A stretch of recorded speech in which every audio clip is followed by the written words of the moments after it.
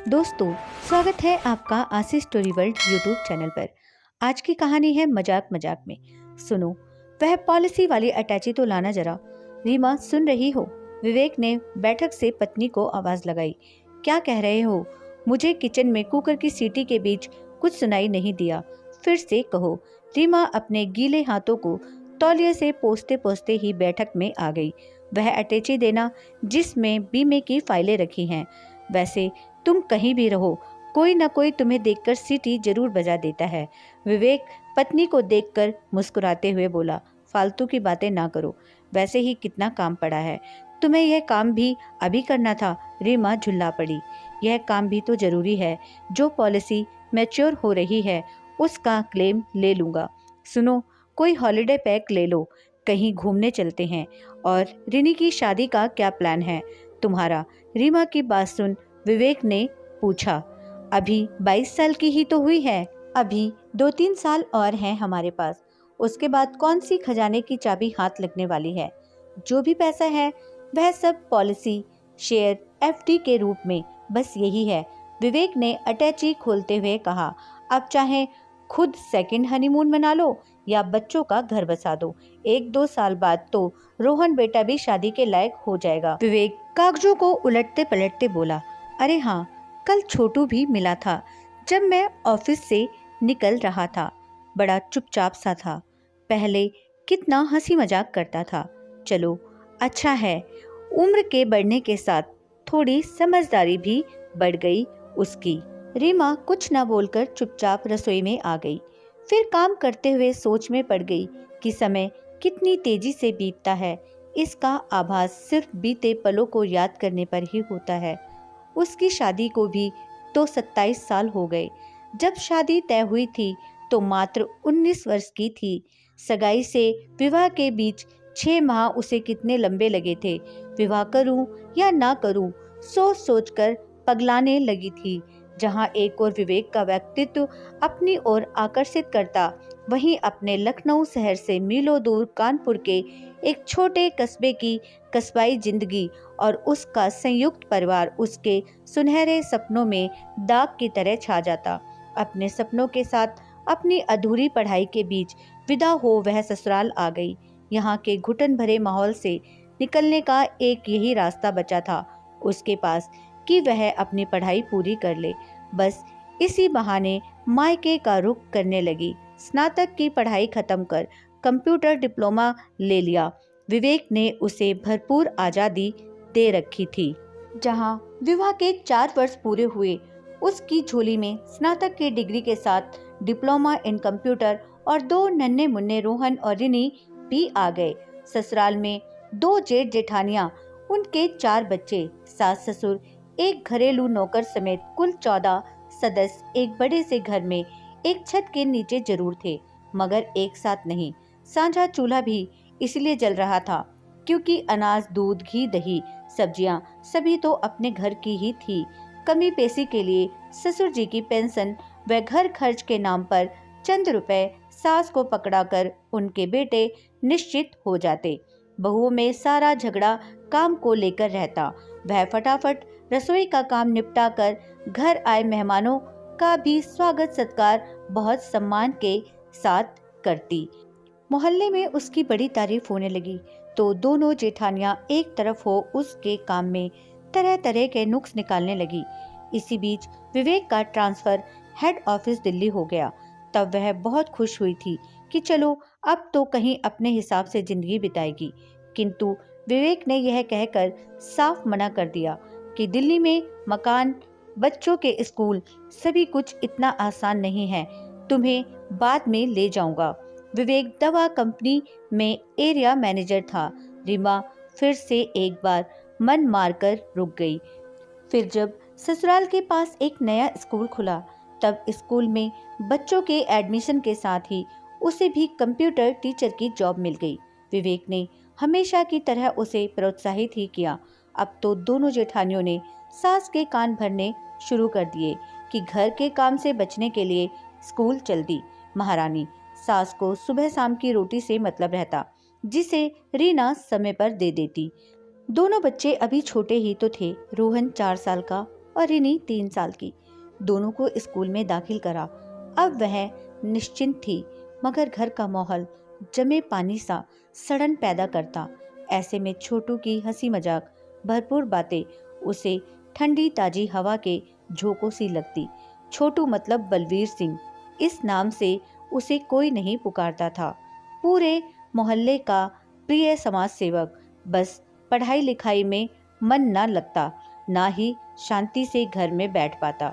किसी को बाइक से सब्जी मंडी पहुंचा देता, तो किसी की बहू को कार से हॉस्पिटल। उसकी डिलीवरी के समय भी दोनों वक्त छोटू की कार काम आई थी। छोटू तो अपने पिताजी की रिटायरमेंट के बाद का अघोषित ड्राइवर हो गया था। घर में उससे बड़े 2 भाई और भी थे, मगर वह भी कार नहीं चला पाते थे। फिर जब दिन भर छोटू घर भर के कामों के लिए गाड़ी दौड़ा ही रहा था, तो उन्होंने भी ड्राइविंग सीखने की जहमत ना उठाई। 6 फुट का लंबा तगड़ा जींस और टी-शर्ट पहने, आंखों में धूप के चश्मे के साथ हाथ जोड़ विनम्रता से जिसके भी आगे खड़ा हो जाता, वही गदगद हो जाता। उसकी ससुराल तो दिन भर में एक चक्कर जरूर लगा जाता। अक्सर रीमा को छेड़ता, भाभी आपकी उम्र और मेरी उम्र बराबर ही होगी, लेकिन आपको देखो कभी खाली बैठे नहीं देखा, और मैं हर वक्त खाली रहता हूँ। तो कोई काम क्यों नहीं करते, स्कूल ही ज्वाइन कर लो। वाह भाभी, खुद तो 2 बार में इंटर पास कर पाया हूँ, दूसरों को क्या पढ़ाऊंगा। प्राइवेट स्नातक कर लो, आजकल तरह तरह के कंप्यूटर कोर्स भी हैं, तुम्हारे लिए एक अच्छा ऑप्शन मिल ही जाएगा। ठीक है, आप भी कंप्यूटर पढ़ने में मदद करेंगी तो मैं ज्वाइन करने की सोचूंगा। अरे वहाँ बहुत अच्छी तरह बताते हैं, प्रैक्टिकल भी कराते हैं। फिर भी कुछ समझ ना आया करे तो आकर पूछ लिया करना। मैं जानता हूँ कि आप कभी मना नहीं करेंगी, आप हैं ही बहुत स्वीट। वह हंस पड़ी। आपको पता भी है कि आपकी हंसी कितनी कातिलाना है। मैंने तो आपको शादी के बाद जब हंसते हुए देखा था तो देखता ही रह गया था। विवेक भैया जी से बड़ी जलन हो गई थी मुझे। तुम कुछ भी कैसे बोल देते हो, रीमा नाराजगी से बोली। सच कह रहा हूँ भाभी, आपकी हंसी और आपकी इन आंखों को जो कोई एक बार देख लेता होगा, वह जिंदगी भर नहीं भूल सकता होगा। बस ज्यादा मक्खन ना लगाओ। अब अपना कंप्यूटर कोर्स ज्वाइन करने के बाद ही मेरा सिर खाने आना। रीमा ने उसे टालना चाहा। अपनी तारीफ किसी अच्छी नहीं लगती। रीमा, अरे आप मजाक समझ रही हैं क्या? मैं एकदम सच कह रहा हूँ। आपने क्या फिगर मेंटेन किया है। आपको तो कोई भी 2 बच्चों की माँ तो दूर से मैरिड भी नहीं समझ सकता। बिल्कुल कॉलेज गोइंग स्टूडेंट लगती हैं। हो गया पूरा पुराण, चलो अब घर जाओ अपने, वह रुखाई से बोली। फिर भी छोटू मुस्कुराते हुए एक गहरी नजर से उसे निहार गया। अपनी तारीफ किसे अच्छी नहीं लगती। रीमा अपने बेडरूम में लगे आदमकद आईने के आगे खड़ी हो गई। बदन में जो चर्बी बच्चों के पैदा होने पर चढ़ गई थी, वह दिन भर की भागदौड़ में कब पिघल गई पता ही नहीं चला। उसकी शादी ना हुई होती तो वह भी अपनी सहेली सुमन की तरह पीएचडी करने कॉलेज जा रही होती। क्या गलत कहा छोटू ने, पर वह तो घर गृहस्थी की बेड़ियों में जकड़ी है। कॉलेज लाइफ की उन्मुक्त जिंदगी उसके हिस्से में नहीं थी। मन महसूस कर रह गई। सुमन ने ही बताया था कि होली में बड़ा बढ़िया टाइटल मिला था। इन आंखों की मस्ती के मस्ताने हजारों हैं। तेरी अचानक शादी का तो बेचारे क्लासमेट को पता ही ना था। कितने दिल तोड़े तूने, कुछ पता भी है?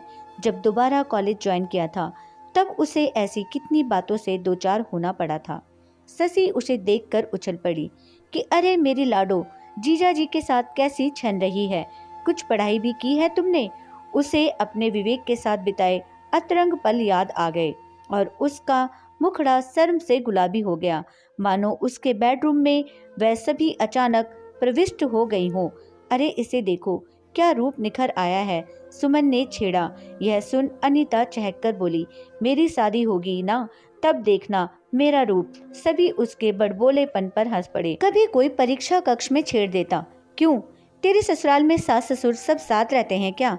वह झुल्ला कर बोल पड़ती। कुछ नहीं पढ़ा है यार, जो थोड़ा बहुत याद है उसे भी तुम लोगों की बकवास सुनकर भूल जाऊंगी। फिर एक गहरी सांस ली उसने कि बीती बातें क्या याद करनी, पर मन था कि भटक कर उन्हीं लम्हों में जा पहुंचा। उन्हीं दिनों मायके में उसकी चचेरी बहन का विवाह तय हो गया। तब अपनी शादी के 5 वर्षों के बाद पहली बार उसने ब्यूटी पार्लर का रुख किया था। विवेक के लाख मना करने पर भी बालों को एक नया आकार दिया। इतनी तैयारी तो अपने विवाह के पूर्व ना की थी। शायद वह अपनी दबी हसरतों को इस मौके पर पूरा कर लेना चाहती थी। हुआ भी वैसा ही। विवाह के दिन जब वह अपने शादी के लहंगे में सज धज कर विवेक के सम्मुख खड़ी हुई तो वह बौखला सा गया। इतना सजने धजने की क्या जरूरत थी? कोई तुम्हारी शादी है क्या? ना हो मेरी बहन की तो है, और वह भी मुझसे बस 1 साल छोटी है। कितने सारे कॉमन फ्रेंड हैं हमारे, आज सब मिलेंगे वहाँ पर। और ये मम्मी पापा बच्चे सब कहाँ हैं? उसने हैरानी से पूछा। तुम्हें अपने बनाव सिंगार से फुर्सत नहीं थी। वह सभी टैक्सी कर चले गए। कह कर गए हैं तुम दोनों बाइक से घर को लॉक कर आ जाना, तो चलो फटाफट। उसने उतावलेपन से कहा। पहले बाइक की चाबी तो लेकर आओ, वही ऊपर तुम्हारे बेडरूम में है। उसका बेडरूम अब भी उसी के नाम से था। मायके की कितनी यादें जुड़ी हैं इस कमरे से। रीमा की अभी भाई की शादी नहीं हुई है तो पूरे घर में उसे अपना ही राजपाट दिखाई देता है। तुम ले आओ ना प्लीज, यह लहंगे में सीढ़ियां उतरने चढ़ने में दिक्कत होती है। उसने लहंगे को सोफे पर फैलाकर बैठते हुए कहा। तो यहीं बैठे रहो, मुझे नहीं पता कि तुमने बाइक की चाबी कहाँ रखी है। विवेक भी वहीं सोफे पर बैठते हुए बोला। रीमा एक झटके से उठी और लहंगे को संभालती बड़बड़ाते हुए सीढ़ियां चढ़ने लगी। अपनी बहन की शादी होती तो सबसे पहले पहुंच जाते तोरण बांधने। मेरे मायके की शादी है, जितना नाटक करें उतना ही कम है। चाबी बेड पर ही रखी थी। जैसे ही उठाकर पलटी, एक झटके में विवेक ने उसे बाहों में भरकर बेड पर गिरा दिया। इससे पहले कि वह कुछ बोल पाती, उसके होठ पर विवेक ने अपने प्यार का ताला जड़ दिया। किसी तरह खुद को अलग कर बोली। मेरा सारा मेकअप खराब कर दिया तुमने, यह सब बंद करो। वहाँ सब हमारा इंतजार कर रहे होंगे। करने दो इंतजार सबको, पर मुझसे इंतजार नहीं होगा। विवेक उसके कान में फुसफुसाया। रीमा अपनी बेकाबू धड़कनों को संभालते हुए बोली। अभी चलो प्लीज, हम जयमाला होते ही लौट आएंगे। नहीं, पहले प्रॉमिस करो। तुम मायके में इतनी रम जाती हो कि फिर कुछ याद नहीं रहता। विवेक अपनी बाहों के घेरे को तंग करते हुए बोला। पक्का प्रॉमिस, कहकर रीमा खिलखिलाई तो विवेक ने एक बार फिर से उसकी लिपस्टिक बिगाड़ दी। चलो हटो, वहाँ शादी हो रही है। और यहाँ उसने विवेक को अपने से दूर करते हुए कहा। शादी में भी जयमाला के बाद विवेक की घर चलो की जिद ने रीमा का कितना मजाक बनाया था। वह सबको सफाई देते देते थक गई थी कि ये आज सुबह ही दिल्ली से आए हैं। सफ़र में नींद पूरी नहीं हुई है, मगर सभी मुंह दबा दबा कर हंसते रहे। उसे अच्छी तरह समझ आ गया कि विवेक को उसके सिंगार को लेकर इतनी आफत क्यों आई थी। दरअसल वह चाहता ही नहीं था कि उसके अलावा किसी की नज़र उस पर पड़े, लेकिन उसके मुंह से कभी तारीफ के शब्द निकलते ही नहीं थे। कितना सूनापन लगने लगा था विवेक के दिल्ली जाने के बाद। दिन तो स्कूल, बच्चों, रसोई में बीत जाता, मगर रात बहुत लंबी लगती। फ़ोन तो रोज ही आता, मगर सब लैंडलाइन पर फ़ोन होने के कारण कभी माँ कभी पिताजी ही बात कर फ़ोन रख देते।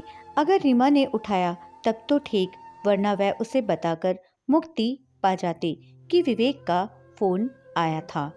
उस दिन फ़ोन पर विवेक ने बताया कि वह मंगलवार को 12 से 1 के बीच घर पहुंच जाएगा, अतः तुम स्कूल से आधे दिन की छुट्टी लेकर आ जाना। बच्चे स्कूल बस से बाद में अपने आप आ जाएंगे। उसका उतावलापन सुनकर वह बोल पड़ी। दिन के बाद रात तो आ ही जाएगी।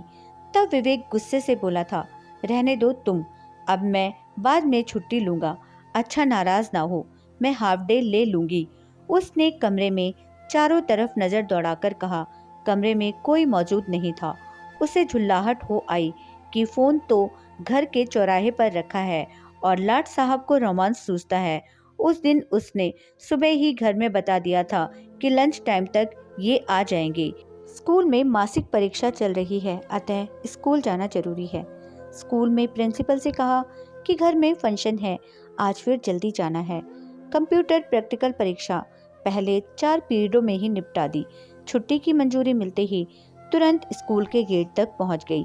तभी ना जाने कहां से भटकता आ गया। बोला, घर जाना है क्या? आइए मैं छोड़ देता हूँ। और फिर अपनी बाइक उसके आगे लाकर खड़ी कर दी। उसे खुद घर जाने की जल्दी थी। कहीं देर हो गई सवारी ढूंढने के चक्कर में तो विवेक फिर से गुस्से से लाल पीला हो जाएगा। क्या सोच रही हैं? आज जल्दी कैसे आ गई स्कूल से बाहर? तबीयत ठीक नहीं है? अरे भाभी, अपना ख्याल रखा करो। बाइक स्टार्ट करते हुए बोला, आप एकदम भोली हो। वहाँ तो भाई गुलछर्रे उड़ा रहा होगा और आप यहाँ अपने को कितना व्यस्त रखती हो। क्या गुलछर्रे उड़ाते होंगे बेचारे। ना ढंग का खाना, ना देखभाल, घर से दूर। हमारे लिए ही तो जी तोड़ मेहनत कर रहे हैं। 4 पैसे बचेंगे तो हमारे बच्चों के भविष्य के ही काम आएंगे। कर दी ना वही घिसी पिटी बात। वहाँ नाइट क्लब होते हैं, खूब शराब और शबाब का दौर चलता है।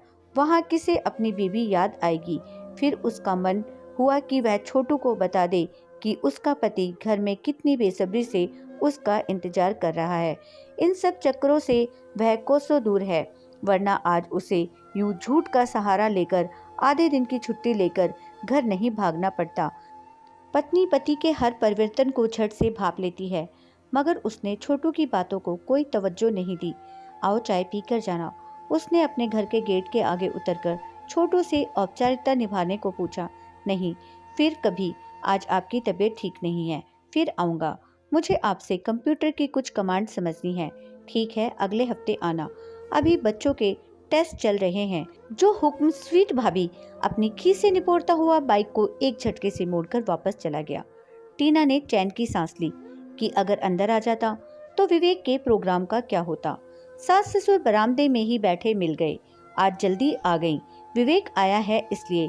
अरे, हमारे साथ भोजन पानी कर लिया उसने, तुझे इतनी चिंता क्यों हो गई? ससुर ने कटाक्ष किया। वह कुछ न बोलकर सिर झुकाए अपने कमरे की ओर बढ़ गई। अरे बहू, वह तो सो भी गया होगा अब तक। तू हमारे लिए चाय बना। कमरे में विवेक करवटें बदल रहा था। उसे देखते ही खींचकर अपने सीने से लगा लिया, मानो वह उसे सदियों के बाद मिल रहा हो। कितने दिन बीत गए हैं पता है? अपनी गर्म सांसें उसके चेहरे पर टिकाते हुए विवेक ने कहा। हाँ, पूरा 1 महीना। वह मुस्कुराई। विवेक ने उस पर अपने प्यार की बारिश कर दी। अब तुम सोओगी क्या? विवेक ने अपनी तृप्त आंखों से एक नज़र उस पर डालते हुए कहा। नहीं, नहाने जा रही हूँ, बच्चे भी आते ही होंगे। देखना, अभी तुम्हारी दोनों भाभियाँ मेरा कितना मजाक बनाने वाली हैं। टीना हंसकर बोली। उन्हें क्या पता कि तुमने क्या गुल खिलाए हैं। विवेक उसके हाथों को सहलाते हुए बोला। हाँ, एक तुम ही हो कामदेव, बाकी तो सब अज्ञानी हैं। छोड़ो मुझे तुम, अब चुपचाप सो जाओ। मैं नहाकर चाय बनाती हूँ। 1 घंटा पहले ही ससुर फरमाइश कर रहे थे। उस दिन सुबह से लेकर शाम तक कितने झूठ बोलने पड़े थे उसे। बच्चों को भी उसे जल्दी आने की अलग से सफाई देनी पड़ी। ठीक 1 हफ्ते के बाद छोटू आधम का अपनी किताबें उठाए उसके बेडरूम में ही प्रवेश कर गया। विवेक वापस जा चुका था। दोनों बच्चे बाहर खेल रहे थे। वह अपनी कपड़ों की अलमारी ठीक कर रही थी। उसे देखकर चौंक पड़ी। बोली, चलो बाहर बरामदे में बैठकर पढ़ाई करते हैं। हाँ हाँ, बाहर ही बैठ जाएंगे। वैसे आपका बेड भी बड़ा शानदार है, उसने बेड पर बैठते हुए कहा। अकेले तो ऐसे गद्दों पर नींद नहीं आती होगी ना। रीमा कोई जवाब न देकर कमरे से बाहर आ गई तो छोटू को भी पीछे पीछे आना पड़ा। अरे भाभी, मैं तो मजाक कर रहा था, आप नाराज ही हो गई। जब से विवेक गए हैं तब से छोटू का मजाक कुछ ज्यादा ही सीमा लांघने लगा है। जितना उससे बचने की जुगत बैठाती उतना ही कोई ना कोई काम पड़ ही जाता। एक दिन रिनी सीढ़ियों से लुढ़क गई। उस दिन भी उसी की कार में हॉस्पिटल भागी। सिर्फ 3 टाँके उसके माथे पर आए थे, मगर वह खून देखकर कितना घबरा गई थी। ऐसे में छोटू ने ही अपनी पहचान के डॉक्टर से तुरंत फुरंत सब काम करवा दिए थे। एक दिन आकर बोला, मैं बीमा पॉलिसी का एजेंट बना हूँ, एक पॉलिसी तो आपको लेनी ही पड़ेगी। रीमा ने रिनी के नाम से ही ले ली। जानती थी जब तक ले नहीं लूंगी तब तक पीछा नहीं छोड़ेगा। तब वह बहुत खुश हो गया। यह हुई ना बात स्वीट भाभी, भैया कब आ रहे हैं? उसने पूछा। इस पर रीमा तुनक पड़ी। तुझे क्या काम याद आ गया उनसे? मुझे आपकी तन्हाइयाँ देखकर बहुत दुख होता है। यह भी कोई उम्र है तन्हा रहने की? तो क्या करूं? सबकी अपनी अपनी मजबूरियां होती हैं। अरे आप चाहो तो ऐश कर सकती हो। वह कैसे? उसने जानबूझकर छोटू के मन की था लेने को पूछा। अरे भाभी, आपके पास तो डबल लाइसेंस है मजे लेने के लिए। कौन से लाइसेंस? आज वह सब कुछ साफ कर लेने के मूड में थी। एक तो आप मैरिड हो, दूसरा फैमिली प्लानिंग भी कर चुकी हो। अब तो आप आजाद हो, आकाश में उड़ते पंछी की तरह। इसका क्या मतलब है? मैं कुछ समझी नहीं। तुम्हारी यही मासूमियत तो पागल कर जाती है भाभी। अरे जैसे भाई दिल्ली में दूसरी लड़कियों के साथ मौज करते हैं, वैसे ही आप भी मेरे साथ मजे ले सकती हो। यह मेरा अपने पति को धोखा देना नहीं कहलाएगा क्या? उसने अपने क्रोध को दबाते हुए पूछा। नहीं, बिल्कुल नहीं। यह तो बस थोड़ा सा टाइम पास होता है। जैसे तुमने एक फिल्म देखी हो, बस फिल्म खत्म होते तुम अपने घर, मैं अपने घर। अभी तुम्हारी शादी तो नहीं हुई है ना, इसलिए तुम इस रिश्ते का महत्व नहीं जानते। जब तुम्हारी शादी होगी तब मैं तुमसे कहूँ कि एक फिल्म अपनी बीवी की विवेक को दिखा दो तो तुम्हें कैसा लगेगा? अरे मैं इतना दकियानूसी नहीं हूँ, मुझे कोई फर्क नहीं पड़ेगा कि मेरी बीवी क्या करती है। छोटू खिसिया कर बोला। तो ठीक है, जब तुम अपनी बीवी को इतनी आजादी दोगे तब मैं तुम्हें मान जाऊंगी, रीमा ने उसे चुनौती देते हुए कहा। साल भर बाद ही वह विवेक के साथ कानपुर चली गई। विवेक को भी दिल्ली के मुकाबले कानपुर रास आ गया। एक दिन अचानक छोटू का फोन आ गया। क्या बात है? बड़े दिनों के बाद याद आई हम लोगों की, रीमा ने आश्चर्य से पूछा। क्या भाभी, आप लोग मेरी बारात में भी शामिल नहीं हुए? उसने नाराजगी दिखाई। तुमने हमें कार्ड ही नहीं भेजा। खैर कोई बात नहीं। तुम्हें और तुम्हारी दुल्हन को बहुत सारी शुभकामनाएं। भाभी आपसे एक काम था, इसलिए फोन किया था। वह मेरी वाइफ का बीएड का रिजल्ट आ गया है, उसे कानपुर कॉलेज में दाखिला लेना है। आपकी नज़र में कोई अच्छा सा घर हो तो देखना। अरे वाह, यह तो बहुत खुशी की बात है। घर की तुम बिल्कुल चिंता ना करो, हमारे यहाँ पास 3 बेडरूम सेट है। तुम लोगों को कोई असुविधा नहीं होगी। अब फटाफट आ जाओ, तुम निश्चिंत रहो। यहाँ तुम्हारे भाई तो हैं ही, उसकी देखभाल को। खटाक की आवाज के साथ फोन कट गया। छोटू की बीवी शायद उनके घर रहने नहीं आएगी। रीमा हंस पड़ी कि वह तो सिर्फ मजाक कर रही थी और छोटू डर गया। क्या बात है, अकेले अकेले क्यों हंस रही हो? विवेक रसोई में रखे फ्रिज से पानी की बोतल निकालते हुए बोला। सुनो, छोटू से जो जीवन बीमा की पॉलिसी ली थी वह कब पूरी होगी? अगले साल 2 लाख मिलेंगे। वह सब बिटिया की शादी के बजट में काम आएंगे। पर तुम क्यों पूछ रही हो? चलो, कोई तो काम अच्छा किया छोटू ने। कौन सा गलत काम किया उसने, मुझे भी बताओ, विवेक ने आश्चर्य से पूछा। मैंने यह तो नहीं कहा कि उसने कोई गलत काम किया। तुम औरतों से बात करना मतलब मुसीबत मोल लेना है। हाँ, अब तुमने एकदम सही बात कही, कहकर रीमा खिलखिला उठी। दोस्तों, यह थी हमारी आज की कहानी। उम्मीद करती हूँ आपको पसंद आई होगी। आपका क्या कहना है इस कहानी के बारे में, हमें कमेंट करके जरूर बताएं। वीडियो को लाइक करके चैनल को सब्सक्राइब करना मत भूलिएगा प्लीज़। मेरा चैनल नया है, मुझे सपोर्ट कीजिए। आपका कीमती समय देने के लिए दिल से शुक्रिया।